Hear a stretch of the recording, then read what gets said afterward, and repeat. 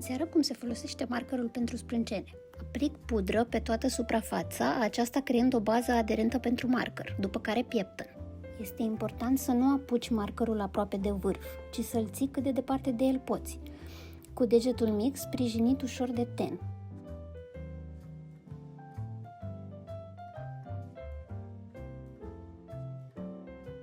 Pentru a rezulta fire de păr subțiri și naturale, presiunea folosită trebuie să fie foarte mică, abia să simți pe piele când o atinge vârful markerului.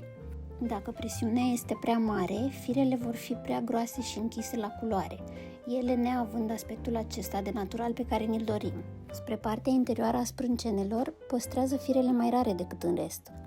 Continui să pieptăn și să mai trasez fire acolo unde mi se pare că este încă necesar. Folosesc și un concealer într-o nuanță ușor mai deschisă decât tenul meu pentru a retușa forma și a o corecta dacă este necesar.